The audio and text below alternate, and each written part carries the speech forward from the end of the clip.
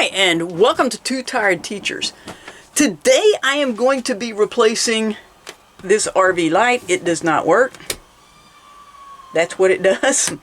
And so we're going to get that changed out because obviously it's going out when we don't leave it on.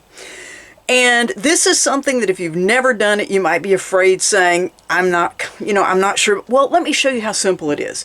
It's really going to be loosening two screws and cutting two wires, stripping those just a little bit, twisting them together with the new ones, and putting it back in.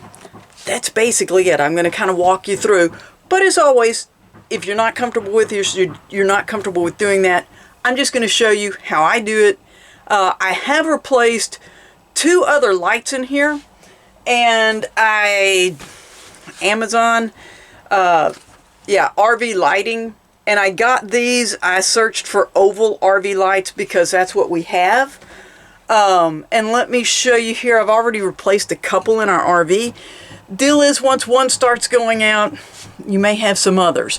So this is what the original light in the RV looks like. And this was the first one I replaced. So if you look closely, you'll see that the on-off switch is a different color.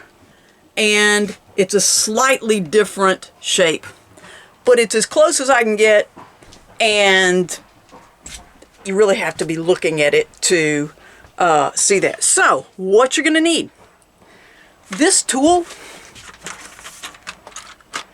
is less than $10, or they're about $10, and it's got a wire cutter, wire stripper, and the connectors you're going to need. So this is kind of an all-in-one tool. Other than a screwdriver, that's what you're going to need. If you already have like the tool part but it doesn't have the connectors, you can also use these kinds of connectors. I kind of like the straight ones because they take up a little bit less room, and as with everything in an RV, you're really in cramped working spaces here. So let's tear into this.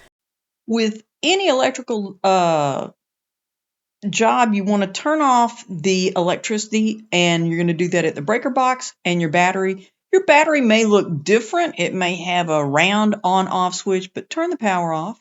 Remove the cover from the original light, and you'll see there are two screws holding this light in place. You're simply going to undo those two screws.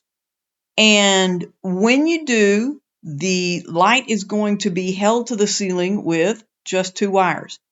The black in this case is the positive, the white is the negative.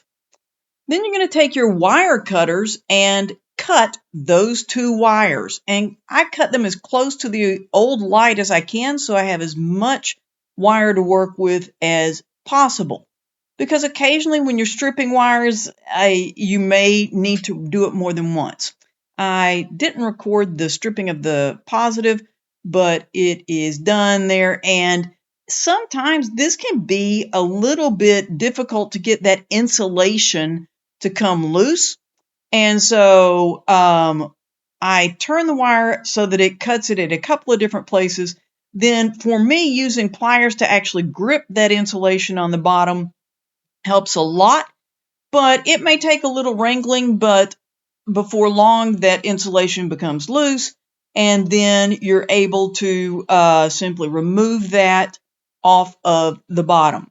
Once that is completed, you now are going to take your new light and you're going to connect the white ground with the white ground from the ceiling. And I'm using these twist-on caps to do that. So you twist the two wires together, and then you simply take that twist-on and screw it on there, and it holds securely. You can see that the light will hold with it. They have a little metal piece inside, and once both the positive and the negative are done, turn it on to test it, tuck those wires away in the ceiling, and the new light actually has 4 screw holes. I used one of the original, and then I actually had to use 2 of the others to get it to secure to the ceiling. But once those screws are in place, you replace the cover, and this project is done. As always, thanks for watching Two Tired Teachers.